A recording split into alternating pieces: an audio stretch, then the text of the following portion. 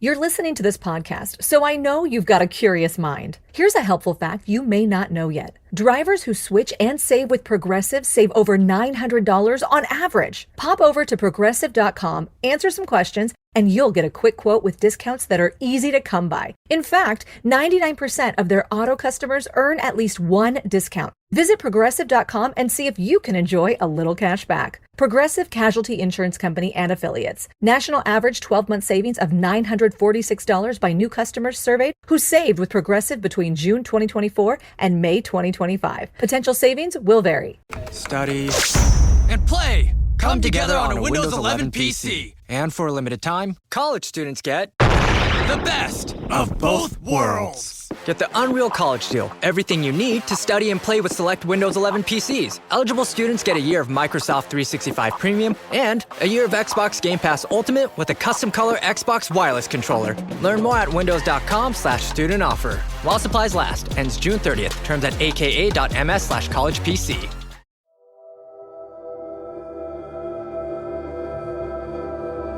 All right, so we're back, Partners in True Crime. My uncle's escaped Alcatraz. It's been a little while, but we've been busy working on the documentary, busy going to CrimeCon, but we felt the need to come on today because today is the 64th anniversary of the escape. So right now on the West Coast, it is 4 o'clock in California. So we're like T-minus what? Like when did they lit 9:30, right? 9 o'clock? 5 hours. Yeah, about 9:30. Yeah, around there. T-minus 4.5 hours until if we were in a time capsule going back 64 years. They're sitting in their cells preparing to make the most daring escape that's ever been. So it's pretty, when you put it in that way, it's pretty crazy. Ken, what do you think they were thinking?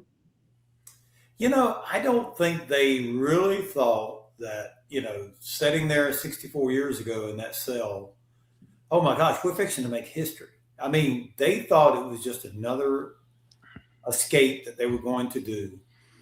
They probably did not even think about the impact that they were fixing to have. And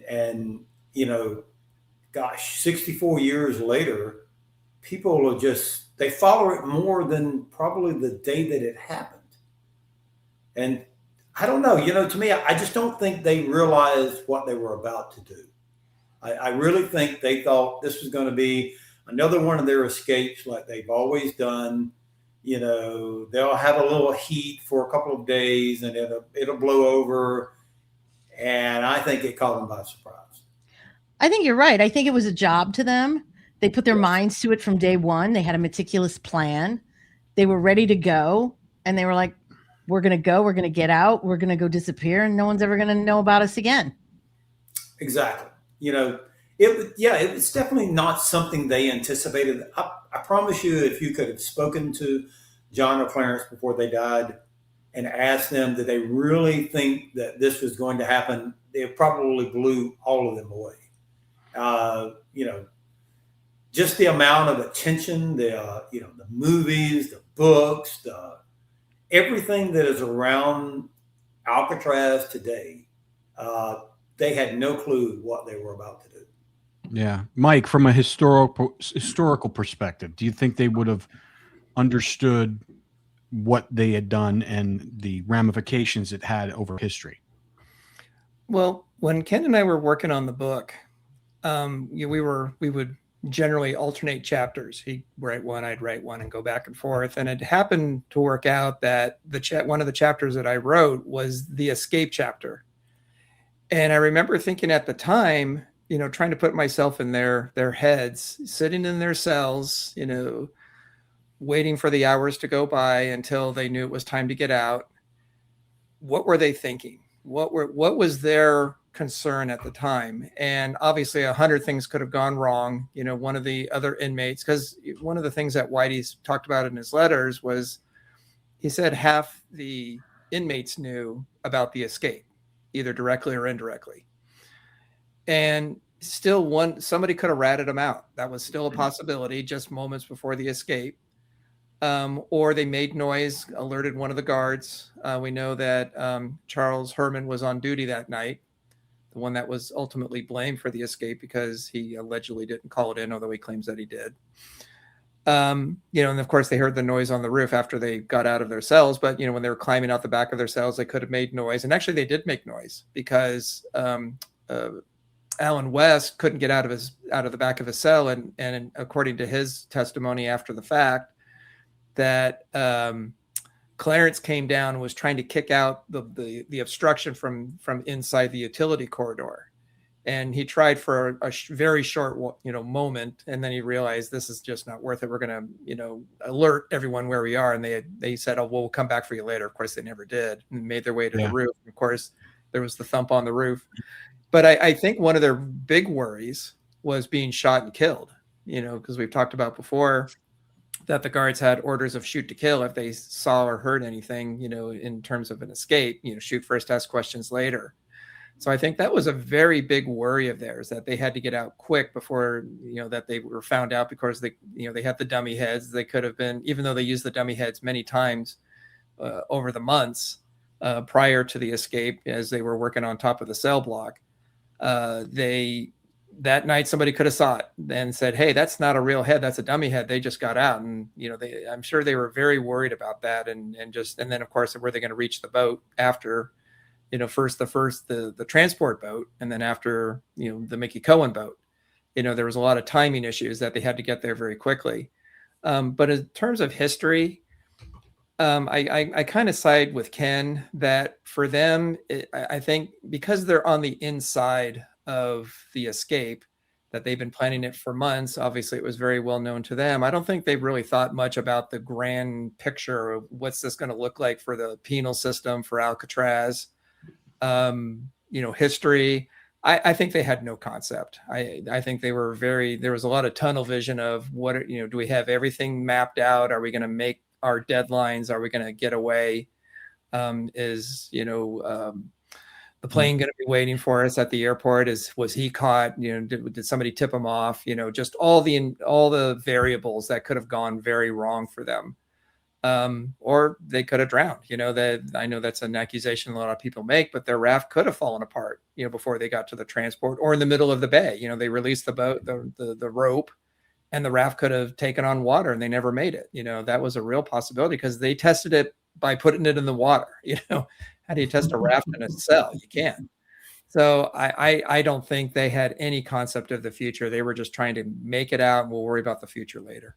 Yeah. So Ken, it was the 50th anniversary you went to the island, and that we were on that panel, correct? That's correct. So it's 16 years ago. Does it seem like it's 16 years ago? No. It seems like time has really, just flew by. I mean, it doesn't seem like that. Gosh, that it's been 64 years. So it's amazing how you really kind of look back, or at least I look back, and gosh, 2012 seemed like it was just a couple of days ago. Yeah. It's funny now that I've been doing this for so long, it's like everything like in that era of for the era that they've escaped in, that year. It's like I use that as kind of like it's like a marker for me, like for anything else. Like if I see something in history, I says, "Oh, that was the year that they escaped from Alcatraz." What was going on there? Like I'm watching a movie, I go, "Oh, it was made in 1963." That was the year that 1963. I mean, that's the year that it happened. So I kind of mark it all to that. And that's what's been so amazing to me about this story is that you could take other stories in history. Amelia Earhart, maybe some other stories, and you ask people that are teenagers today or young people, some of them probably won't recognize those stories or even know what they're talking about. But you ask them about Alcatraz, and everybody knows about it. I mean, I was on a dive boat today, and I was talking to someone who was 19 years old, and we got to talking about, and then he found out who I was. He was like, "Oh my gosh, I've watched the movie. I know everything about Alcatraz," and he's only 19 years old. Oh yeah. And I'm going, they're obsessed with it. The younger generation. Never go away. No, I don't think so either. And the younger generation is really interested in it. And our director of photography for the documentary, John, he actually did the Alcatraz triathlon this past week. Isn't that the same one that you did, Ken? The same one I did. I've spoken to John and congratulated him. And he told me about all the different steps he had to go through, just like I did. And yeah, it's an amazing race. Did he say anything about the currents? Believe it or not, he actually had a very good time on the swim.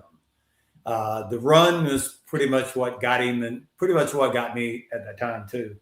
I was a lot younger then, but yeah, you said the swim wasn't that bad. No, it's it can be iffy. You can have a lot of chop. The day I swam, there was a lot of chop. It wasn't as bad as I have seen it, but I'm gonna tell you something. When you jump in that water and you start to swim like what I was doing, I knew inside of me that, okay, if I get in trouble, I can raise my hand and someone on a jet ski or a paddle boat will come over and pick me up and take me to shore. Johnny Clarence and Frank Morris didn't have that night. It was a do or die. They had something I heard someone say one time before. They had motivation because there was no one to come save them. You had to rely upon your skills, and you had to rely upon each other. And, gosh, people who do it like I did it, I say, oh yeah, I swam Alcatraz, but I don't think it was anything like what it was that night for them. No stakes. And obviously we don't know if they even swam. No, I don't believe they actually even got in the water long enough, probably maybe, to hook up to the prison boat and then to transfer from their raft onto the Mickey Cohen boat.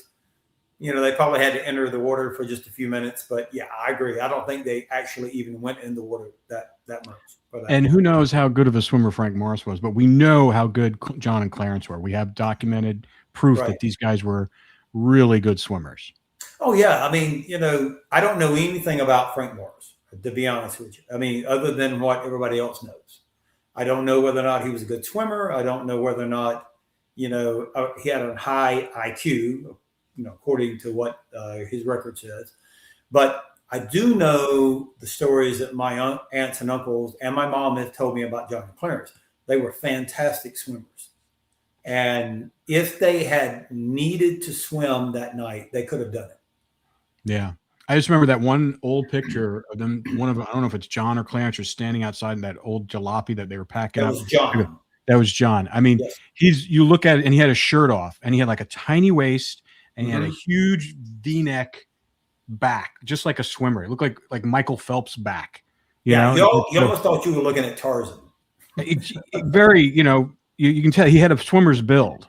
He's long and lanky, but like very, very muscular back. So it wasn't surprising that they were excellent swimmers. So today would be the day that they're preparing to leave tonight, right? So it's 4:00 here in California. So it's 4:00 in San Francisco. So when's their last meal? That was my question. Like, when is their last meal? And are they worried that someone's going to rat them out? Because so many people knew what they were doing. That's the thing that was so shocking from the beginning with this is how many people inside the prison knew what was going on. So what do you think, Ken? I don't think that they worried too much about someone ratting them out, only because I've always said there were like three major kings on Alcatraz at that time. You had Whitey Bulger, who was not quite at the level that he was after he leaves Alcatraz. But you had Mickey Cohen and you had Bumpy Johnson. Bumpy Johnson controlled the African-American small group that was there. And I'm sure if he went to them and said, hey, you say nothing, no one would have ever peeped the word. You had Mickey Cohen who, he had a lot of sway with a lot of people. And then, of course, Whitey Bulger. So those three kings being in the position that they were definitely gave the three men the needed support that they needed to make sure no one would rat them out. because the mob influence was really important in this escape. And that's a lot of the things that people didn't really know before your Right. book, which I think is really the interesting point of all of this. So Mike, I know you're looking it up. Tell me, what time was dinner? So to answer the question, it was 4:30. So Okay, they so- had I 4:30. was actually thinking more like 6, but Yeah, 4:30. and then they came back to their cells around 5 o'clock ish, Okay. around that So they time. get the early bird special. Yeah, and then from 5 until, was it 9 or 9:30? That's when lights out were. So Right. for several hours, they had basically free time that they could do whatever they want in their cells. So after dinner, around 5, that's when they were really making their final preparations and getting whatever things they were going to collect ready to go, and just waiting for. Although Frank Morris did leave a little bit early, he was around 7:30. He left his cell. He took a big chance leaving his cell before lights out, because according to Alan West, they had to finish up some last little bits of the raft. The raft wasn't quite done, and then they also had the vent on top of the cell block. They hadn't quite cut it through yet. They didn't want to cut it all the way through before they left, in case the guard happened to inspect it, and they realized that escape plan was in effect. So they had to finish that. So there was a little bit of work. So he came back about an hour later, and that's when they were set to go. But one of the things I was thinking about, going back to the historical question, they were hiding out in South America for many years, and the Clint Eastwood movie came out in 1979. And of course, the uncle, Ken's uncle, their brother, Uncle Man, Robert, was visiting them from time to time, and he was giving him information about what the FBI were doing, and later the U.S. Marshals, about visiting the family, harassing the family, monitoring the family. The books that were being written in the 70s and afterward, and then of course the movie with Clint Eastwood. So they knew, they were informed about the interest in the story it didn't die. Like Ken said in the beginning, they probably thought, maybe after a few weeks they'll forget about stop us. looking. They'll figure we're dead, because one of the things that the FBI report said was that they intentionally, the paddle, the life vest, the photos and everything were intentionally thrown into the water to make it look like they drowned. So they figure after a couple of weeks, there's nothing else, so let's just give up. They're dead, and then we can move on with our lives. And years later, the interest is still there, and the movie is there, the books are there, the documentaries are there, and they had to have known that was going on. So what I'd like to know is what they thought of all that, years later, that they were still searching for them, that it was still an active investigation. And they had to be very careful. And one of the things that seemed to have happened was they didn't stay in one place for too long. They would go from place to place. And so, they were aware of the fact that they were wanted men, and they hadn't given up. So they understood very well what they had done, and how it had really, the FBI was not happy about it, and they were going to get them if that was the last thing they ever did. What was interesting, though, is that if Frank Morris left his cell around 7, a little bit after 7, it was still light up there. Right. Exactly. It's still daylight.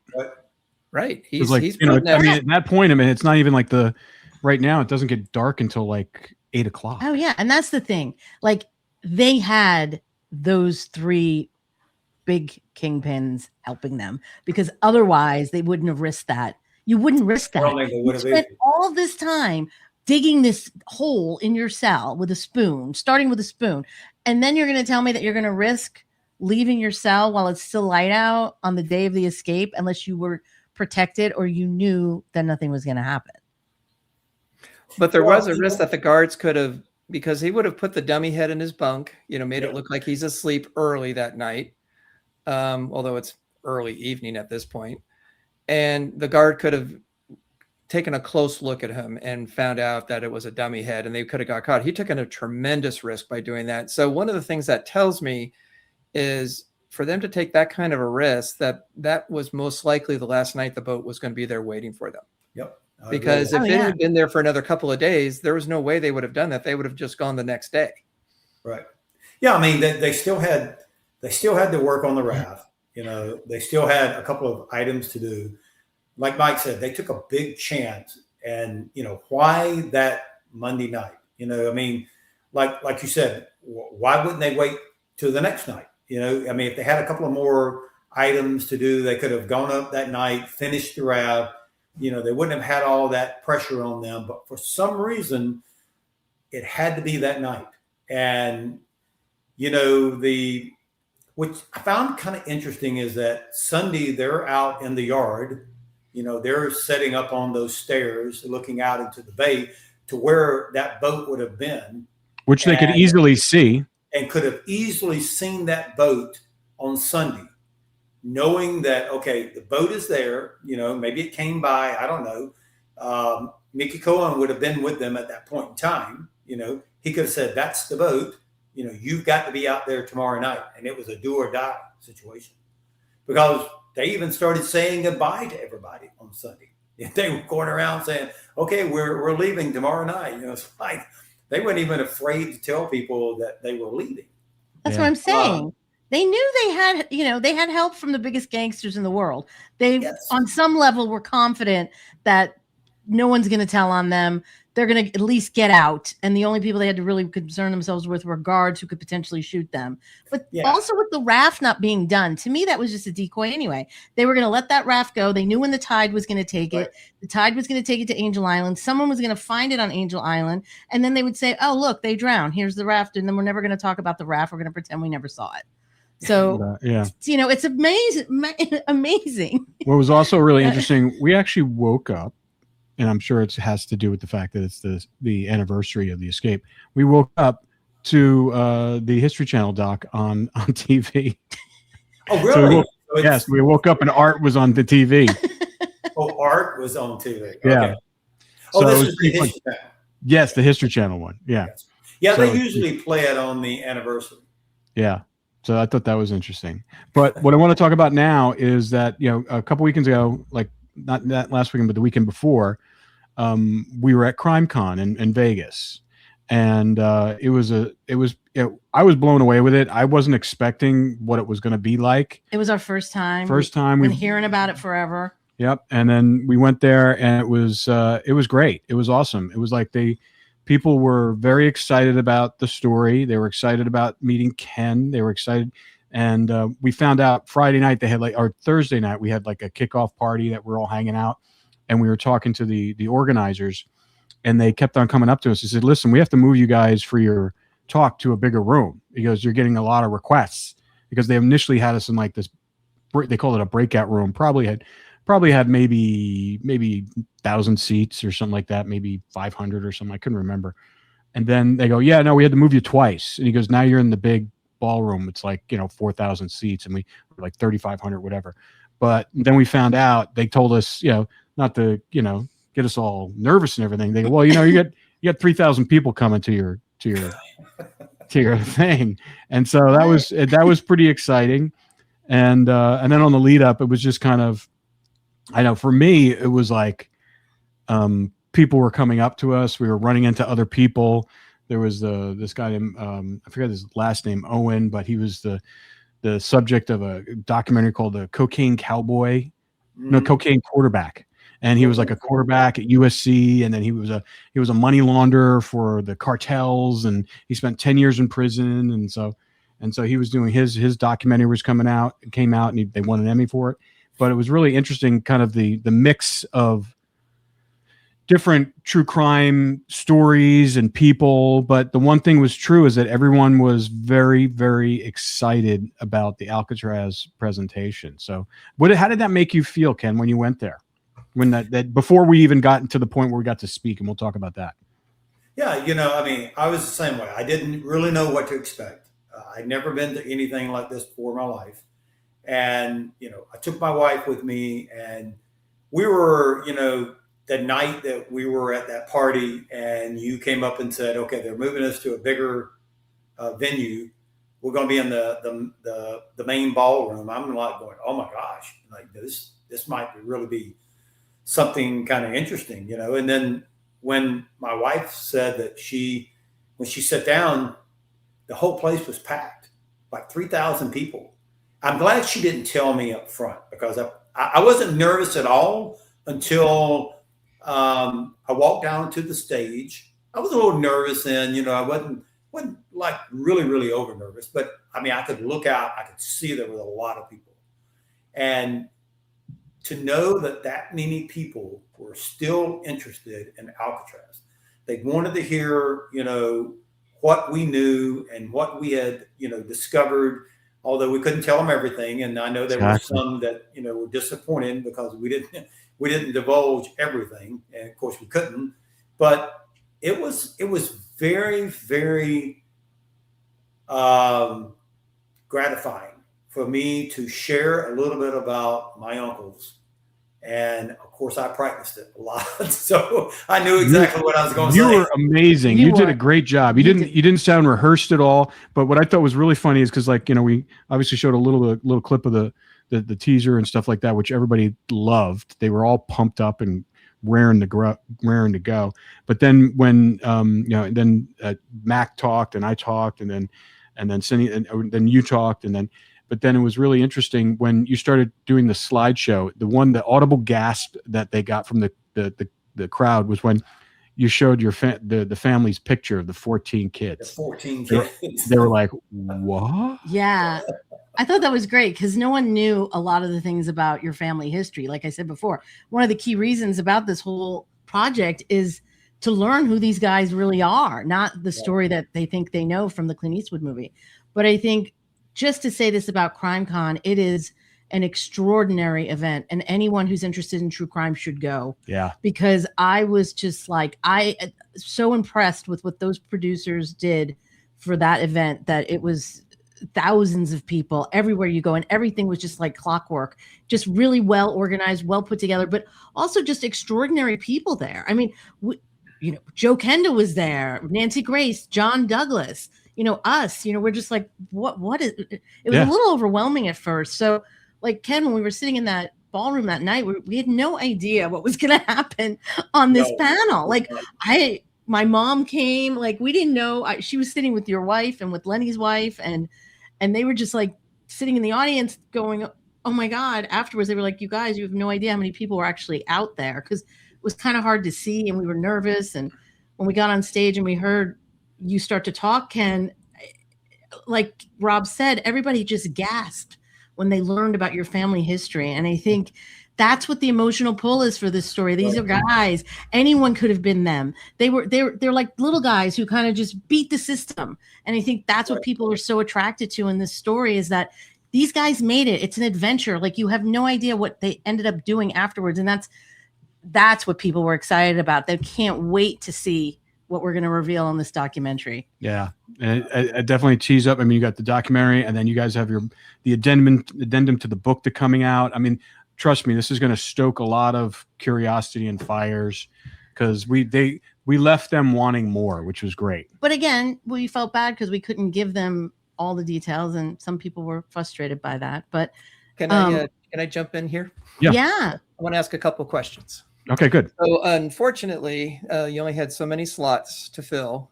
They were very strict about that, and so I was not able to go. I wish I could have. Sounds like it was an amazing event. So just kind of back up a little bit. So what is CrimeCon, just sort of as a general thing? What is the purpose of having it? Well, it was started almost 10 years ago, right? So, and it's basically started by a guy, I can't remember his name, and I feel bad that I don't remember his name, but he started, I think he was a producer, television producer, and he started this little thing that started off getting podcasts and true crime aficionados. And like, I think the first one, I think there was only like a couple thousand people there, and it wasn't that big. Now it's to the point now, it's been 10 years, it's survived COVID. And now this was the biggest one. So I think there was over 10,000 attendees at Caesar's Palace. And it's a place where like-minded people who are interested in true crime can interact with investigators, police, FBI, victims' families. There's a lot of victims' families that were there. Like Gabby Petito's family was there, and it's it's a convention. It's like everything else, and they get to. And what I thought is really interesting about it is it's very accessible for the people that go there. You can you're intermingling with all the people that know about true crime, fans of true crime, and they just they come up to you and they after the event that we had, the panel and everything. They were coming up to Ken, they were coming up to us, they were coming up to Lenny, and they were just curious. They were asking questions and taking a picture and excited about the documentary. So I think it's just a way that, because true crime it's a huge genre. Mm-hmm. And I think they have events all year long now. Yeah. It's not just CrimeCon one time a year. They have a cruise and other things. But I think, like Rob's saying, it's like like-minded people who love true crime, who really follow true crime and know everything about it, where you're able to go meet the people that you're, following. You have Nancy Grace, you have Cheryl, Mac McCollum. I mean, you have all these amazing people in the true crime world that you can actually have access to. So every day there's panels, like all day long there's panels. And then after the panels, there's like these meet and greets, and then you can go to different meet and greets and panels and discussions for the whole entirety of CrimeCon, which is what we thought was really great, because we went to some panels and we were like, this is amazing. Yeah. And then there's a whole podcaster row, creator row, where there's everyone from podcasters to victims advocates to victims' families. I met a lot of really. To the U.S. Marshals had a booth there. U.S. Marshals had one there. U.S. Marshal Museum had a booth. In fact, we're working with them right now. The museum. Mike, this is definitely something you're going to be involved in, and you're coming with us. But we have a call with them tomorrow to determine whether or not we're going to come down there and do like a panel and a podcast from the U.S. Marshals Museum in Fort Smith, Arkansas. Well, I will share something with you too. So I heard from the Mob Museum today, and they want us to come back next year, and they have a fake courtroom set up, and they want us to come back and do a presentation in their courtroom. Oh. I knew that was coming. So those are cool. It's That's really cool. great. And Yes. for any, Are you going to be representing your uncles? I will be. yeah, we'll be right there with you. For any family that is looking for help on an unsolved murder case or missing persons case, I would highly recommend going to CrimeCon.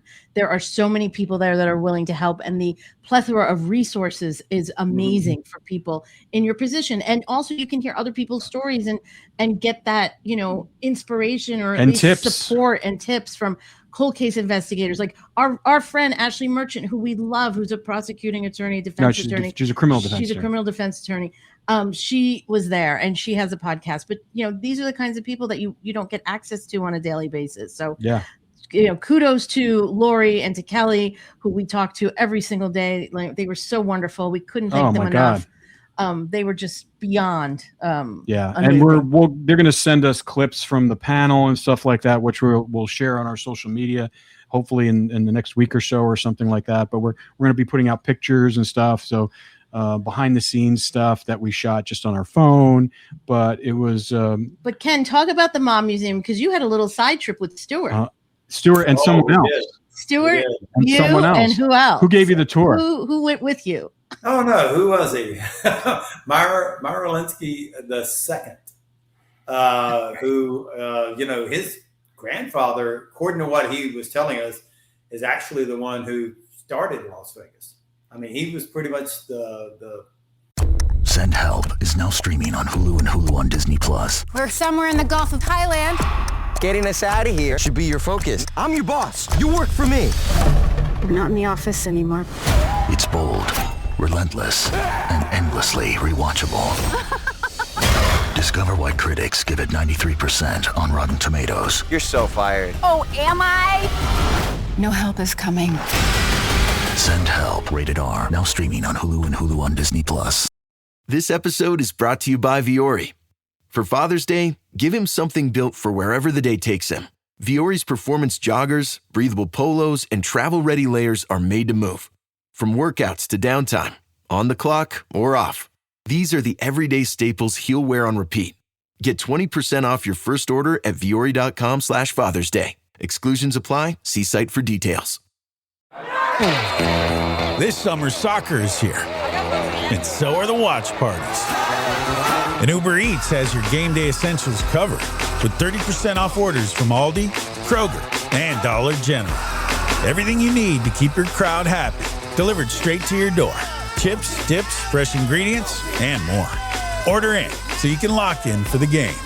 30% off your grocery order Only on Uber Eats for a limited time. Ryan Reynolds here from Mint Mobile with a message for everyone paying big wireless way too much. Please, for the love of everything good in this world, stop. With Mint, you can get premium wireless for just $15 a month. Of course, if you enjoy overpaying, no judgments, but that's weird. Okay, one judgment. Anyway, give it a try at mintmobile.com/switch. Upfront payment of $45 for 3-month plan, equivalent to $15 per month required. Intro rate first 3 months only, then full price plan options available. Taxes and fees extra. See full terms at mintmobile.com. The person that got it all going. And so he offered to give me a personal tour, and I reached out to Lenny and to Stuart, and I said, hey, this once in a lifetime to have, a relative of a mob to give you a tour of the mob museum. And he was very good. I mean, he was just awesome. He knew his stuff. He knew all the details. He knew all the stories about the different mobsters. And it was awesome. It was really good interview. Yeah. You guys have some crazy lineage, the two of you. Who was the, at the mob museum, who did you talk to? It was another. I didn't recognize him. I could tell he was a mobster, or at least he was a son of a mobster. Mm-hmm. His name. I probably wouldn't say it correctly. Was it Michael Francisi? Is that him? Yes, that was him. But as soon as we walked by, it was me and Stuart and Meyer. And he grabbed him and said, hey, are you just going to walk by and not say anything to me? I was like, whoa. They kind of like, gave each other a little hug, and they, talked in their little. Well, he was a mobster. He did time. But his dad was a big time mafioso. I could tell right off the bat that this guy was in the mob at some point in time. Yeah. Just the way he talked, the way he carried himself. And it was pretty interesting. Like I said, I didn't know who he was. I did find out later that Cheryl took a picture with him, so she knew who he was. Yeah. Cheryl is the queen of CrimeCon. Yes. Oh my gosh, that was surprising to me. That was the funnest part. Honestly, being with Cheryl was the best part of the whole trip. Yes, most definitely. She runs that thing, man. We had so much fun. She's just a blast. Everyone loves her. I did not realize how big she was in this genre of crime. She runs the cold case. She was the queen. She runs the cold case research institute in Georgia. She's been a CSI expert for years and years, and she's worked with Nancy Grace for years and years. Yeah, Nancy Grace was there too. She worked with Nancy, but I didn't realize how big she was in this. Oh yeah. Amazing. Yeah. They get their mileage out of Cheryl. Oh, she's amazing. Oh my gosh. And I could sit just like Lenny said, I could sit there and listen to her talk all day long. She has that Southern accent. I know I probably do too, but hers is just amazing. So. Yeah, because everything starts with sugar, honey. Darling. Oh, let's talk about the panel a little bit, because we got some after we each spoke and we showed the clip, and then we had a Q&A towards the end, and we had an interesting person come up to the thing, and we actually spoke to them afterwards. So because remember we were talking about, Mike, that, and I don't know if Ken told you this yet. No, I have not told you. Nope, all right, I've not heard anything. Okay, cool. So we're sitting there. The guy we talked about their Q&A. He was the first guy. Yeah, he was the first guy, and he basically said that he's related to Frank Morris. Yeah. Okay. And then we're like, okay. And then after we started asking him questions, because we said we didn't know he had any other living relatives. Because we've been hunting for how long now? Exactly. But when we started like asking him further questions, we met him at the meet and greet afterwards. He did it through like Ancestry DNA. That's how he found out that he was related to him. But there's like no physical connection at all. But even that, I was kind of. I thought it was really cool that he was able to figure that out. But my question was, how did they have Frank Morris's DNA in Ancestry.com?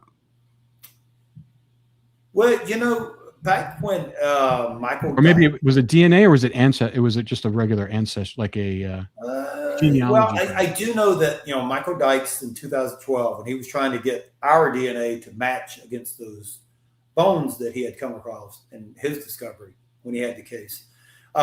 He said that he was able to track down a distant relative of Frank Morris. He never said who it was. And he said that he took their DNA and it didn't even match to the bones. And that's the reason he was thinking it was one of the Anglin brothers. He was after our DNA. And then eventually, we granted access for him to pull it from Alfred when we exhumed him. And it came back negative too. But he did indicate that he had found a distant relative of Frank Morris. Oh, okay. All right. So maybe there could be something to what that guy was saying. Yeah. Oh, I'm sure he was telling the truth. I'm just curious as to how Frank Morris's DNA ended up in one of the DNA. Well, was banks. it DNA or did he say DNA or His was wife said 23andMe, which is you have to put your DNA in. Yeah. Either that or they just took a distant relative that, maybe this same person that Michael Dykes was using was also on either 23andMe or Ancestry DNA. And he was able to hit against it. And, this person has identified themselves as being related to Frank Morris.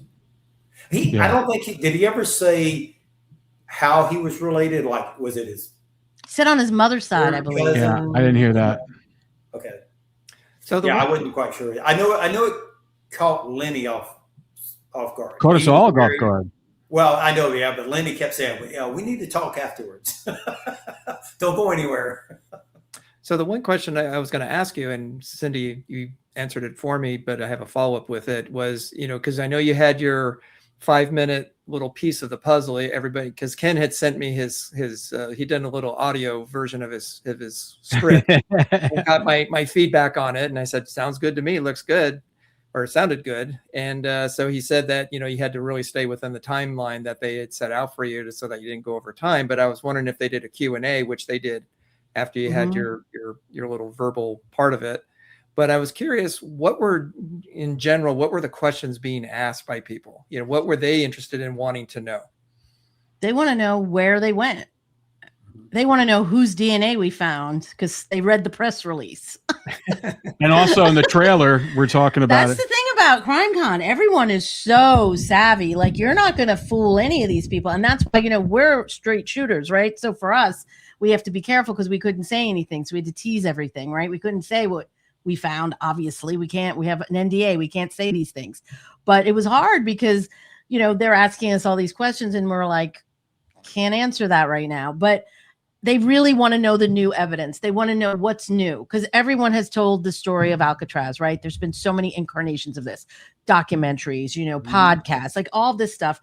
And people just don't want to hear a regurgitation of the same old thing. They want to know what's new, why we got involved, why you guys wrote a book, and what's the new information and where are they, and how we found out if there is any kind of DNA match or proof. How did we figure that out? Or if there is, what is it? Because they read the minute we got on stage, people had already pulled up the press release from Discovery and they'd read it and they were already asking questions about it. And we were like, okay, we've been up here for 1 second. It was tough. It was really tough. And you're looking at it, this sea of people. So, I'm telling my part, I'm telling, hey, Rob read the book, was 24 hours. He read the book, which never does. And he was just like, you have to read this book. And the book was amazing. And we couldn't believe the amount of research that you guys had done and how well written it was and how sourced it was. Because my biggest question in the beginning was, is it sourced or is it someone's opinion? Because we've read other stuff where people are like, yeah, it's no, you guys did your homework. It's sourced. And there's so many we reinforce that. And we reinforce that a lot. And I said that multiple times in my little thing. Because for us, when we got involved, we wanted to make sure that you guys had done your homework so we could do our homework. And then when we read the book and I read the book, I woke up and, to him and I was like, okay, we have to do this. And then when we started digging based on your research and then we went further, I was like, we get up in the middle of the night and be like, oh my God, I just got a buzz from Brazil. And then we're texting Ken, we're texting Mike, we're texting everyone. What do we do with this? What do we do with that? I mean, it was a journey. It's still ongoing. I mean, we're still in the middle of it. And I don't think we would have gotten so deep into it if we hadn't been able to explore it through the podcast, to be able to talk about it once a week for what is like 71 weeks or whatever, how many, Long time. 73. So This is 73. 73 episodes. I mean, I think that it really kind of, it seeped into our DNA. And I think a lot of things that you guys it was good for you guys too, because you guys it was a refresher course to kind of go back through all of your research and be able to articulate it in a different way and just feel it in a different way. But what was really interesting, Mike, you would have been very proud of your book partner here. At the end of his speech, he did a throwdown. He did the throwdown, and I'm sure you read it in his thing. But I've not heard anything. I'm hearing. Did you not include that in your recorded thing, or was that just off the cuff? I did. I think I did. You did. I think I did. Tell him what you did. I thought that was awesome. So I had, and intentionally, I was thinking that this was going to be like carried live on Fox Nation, and I knew that President Trump would watch a lot of things on Fox and Fox News and Fox Nation. And so I was like, okay, this is my chance. This is my one and only chance to actually say something to the president. And, I just basically, I wanted to look into the camera and say, Mr. President, close this 64-year-old case. It's high time. And, have the FBI to return the items that they still have in their possession today that belong to John and Clarence. Their letters, their photos, it's ridiculous that they still have that. And I just wanted someone, either him or someone in his administration or someone that was at CrimeCon that had access to him to say, hey, you need to watch this. But your delivery was great. It reminded me of Reagan when he said, "Mr. Gorbachev, tear down this wall." It was good. Although did you kind of freak out when I said I want to say something to President Trump and anyone in his administration? What did you think I was about to say? I had no idea. I knew I'm like, here, he's going to do it. He's using it. He thinks we're on Fox Live. I knew it. I knew we couldn't be on Fox Live because we can't. What were you saying, Mike? I was going to say, Ken did share with me after CrimeCon that he did have one regret about the whole thing. And he said, if we had books in the room, we would have sold them all out. Oh, he said we would have, whatever we had, they'd all be gone. Everybody would have snatched up a book. Yeah. And I said, well, you didn't know. You had no idea that this was going to happen and there'd be that interest. And, who knew? Like you said, you could have been in a small room with 100 people and that's the end of it because you're competing against all the other stories. Yeah. Not knowing that you'd be one of the premier of, the highlighted talks for the whole thing. We had no idea. But he gave out a lot of audiobooks. A lot of them. Well, this is the thing, though. Now the Mob Museum is going to carry our book. Oh, good. Yeah. Although I did check Amazon, right after CrimeCon, and our sales did really well for a few days. So there were people who were obviously very interested both in the audiobook and the paperback. The numbers were very strong for a few days, and then they just kind of trickled up again. So obviously that was a result of. It's doing the same thing with the podcast too. So we definitely got a bump. So well, that's good because we want people's opinions. I mean, we are telling you guys out there, we want to hear from you. We want your questions. And especially after the show airs, we absolutely want to do a live and get your thoughts and opinions about what we uncovered, because this has been a journey for Ken his whole life. For Mike and Ken, how long? The last 10 years. 10 years. For us, actually 11 years now. 11 years for us, the past almost 2.5, almost 3 years now. So it's a lot of time, a lot of effort, but this is Ken's family journey, and it's an incredible story, and I'm so excited for everyone to see it. Yeah, no, it was great how positive the reception was and the interest level. And yeah, I definitely think you're going to be selling more books after this, and you may have to do another amendment, who knows. Yeah, it was, like I said earlier, I wasn't sure what we were walking into. We've been to those things before, like TV related things, and and they're good, but they weren't. This one was really well organized, and the way they kind of geared it towards the fans was great. It's exceptional. It reminds me of Comic-Con a lot, in the sense of just the amount of people who are so passionate about true crime and what they love. And I love that. I think it's really cool. We got everywhere we turned, we were able to talk to someone about a case that they were interested in, or what kind of, what was their favorite panel, or why they wanted to know about Alcatraz. I just thought it was really cool. It was a really well put together, exceptional event that anyone who's interested in true crime should go to. Yeah, we were able to do another panel in the last day for our other case, that Molly Miller and Cole Haynes case, and that was great too. There was probably about 500 people there in that one, and it was with Cheryl. She was on the panel with us. It was just the three of us.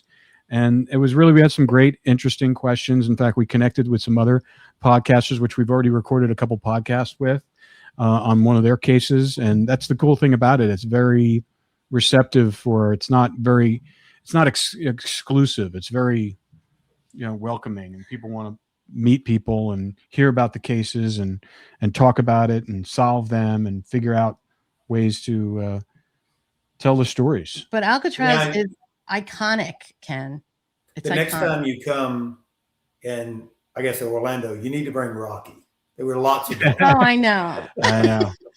Next year we're bringing Rocky. There's lots of dogs there. We really do. Rocky would have been good on the stage. He would have been great. There was a lot of therapy dogs there, a lot of canines. Yes. It was crazy. And then, so what was I going to say about that? So, So I do want to say one thing, which hopefully maybe people who watch this later. I was, what was your thought on what the active U.S. Marshal told Lenny? Oh, that was very surprising. Yeah, well, we were in the exhibitors row there, where all the booths are, and people are recording their podcasts from there and stuff, and all the merchants and stuff. And then I saw Lenny talking to someone, and he goes, "Rob, come here. I want to introduce you to somebody." And then that was after he introduced me to the person in the booth at the U.S. Marshals Museum.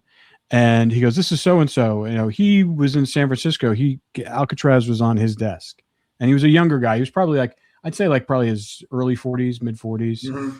And so I can't, it was really weird conversation, because I wasn't sure. I was very polite to him and everything. I thought he was going to be asking me a couple questions. He didn't ask me any questions. But he was definitely studying me. He was talking, Lenny, Lenny's just like, "Hey, these does," like that. He's like, "This guy's great," and stuff like that. But that guy was definitely studying. He goes, "Yeah, that was my case when I was in San Francisco." He's in Las Vegas office now. So that's why so I thought it was interesting that he came specifically there for that. So, well, and two, it kind of shocked me when Lenny said that the U.S. Marshals, normally their policy is when someone turns 99, which, Frank Morris is very close, if not next year. He's turning 100 this year in September. Okay, 1st. so, supposedly they're supposed to close the case and drop it. But Lenny said that their U.S. Marshals are talking about they're going to keep it open even past that point. That they're going to keep it open indefinitely. That's what Lenny They're told not us. going to close the case. No. I know. That's what I couldn't believe. I was like, and even Lenny was a little surprised. But why? And yeah, I think it even caught Lenny off guard. Like, why would you keep this case open indefinitely?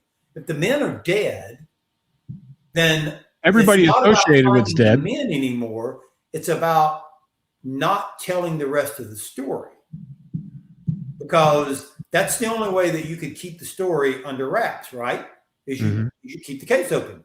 The men are not alive anymore. So why would you keep the case open? What are you looking for? I don't know. I mean, they released a ton of the JFK files, but there's still such more that they haven't released. So it's like, we're actually going to see that movie Disclosure tomorrow. The UFO one. Oh, don't even get me started with this. Okay, yeah. I made her watch The Age of Disclosure. I'm a crazy. Huge Steven Spielberg fan as a kid. One of my biggest moments was my first producing job, getting in the elevator and meeting Steven Spielberg when I was in the elevator. Let me know how the movie is, because I want to go see it. Oh yeah, I got to see it. I mean, I actually was working while we were doing the podcast like a year ago. I was editing this UFO documentary for someone else, a friend of mine. And so I got to see a lot of the stuff that was going on and all the misinformation and the stuff. So it's going to be interesting. But I think a lot like that kind of those hot button topics where there was a lot of government kind of cover up, or lack of a better word, just not being fully informed with the information to the public. I think they just, it's easier for them to just kind of keep it under lock and key without having to deal with questions.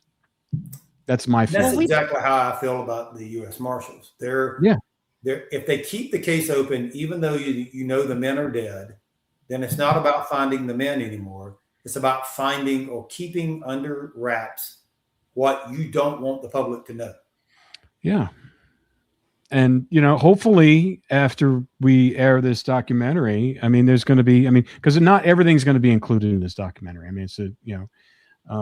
So there's still a lot. There's so much. There's so much more that we're going to explore after. Exactly. And we've explored a lot of it here in the podcast, but there's going to be a lot of stuff that we're going to talk about that wasn't included in the documentary after the documentary comes out, because there was a lot of stuff that we did.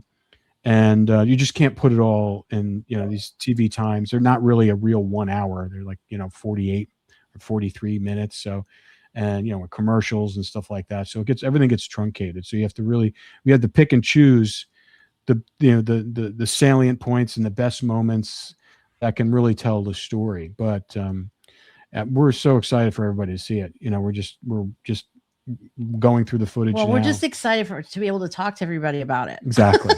That's really what I'm excited about. I'm just excited I'm really looking forward to people's response and being able to discuss what we found with them. Sitting on it all this time has been hard. Yeah. But it was a crazy trip. I think it was, I think we couldn't have gotten more out of it than we did. Well, if we had, I don't. Yeah, the only thing, like I said, the books. Yeah, you would have sold a lot of books. Most definitely. Yeah, but hopefully, like you said, they went and found him. Did anybody bring books with him? I thought I saw someone bring a book. There were several people who did have books with them. They either purchased it before they got there, or there was one lady. You could definitely tell the book she had read it several times. It wasn't a brand new book. She had me sign, but yeah, a lot of people did bring books, and of course, I only brought two. I only had room in my luggage for two. So yeah, but I really wish I had sent I got a whole box. I should have just shipped it. Yeah. Oh well. Well, next year it's in Orlando, so that's your backyard. You can bring a case. Oh yeah, I'll drive down. I'll bring several cases. There's going to be fallout. That's all I got to say. Well, next year, oh yes, there'll be a lot to talk about for sure. Most definitely. There's a lot of misinformation floating out there in the right now. There is. That's why it's so crazy. We're reading the boards and we're like, oh my gosh, people they think they talking know about it, and it's like we can't say anything. They think they know. Well, it's going to be exciting. It was a great CrimeCon. Thank you to everyone at CrimeCon for coming to our panel. Thank you to Lori and to Kelly for having us. And thank you to the queen of CrimeCon herself, Cheryl McCollum. Yes. And to you, Ken. To you for sharing your story with us and with everyone, because it's an amazing story. Loved it. Loved everything. All right, guys. Well, we'll talk soon.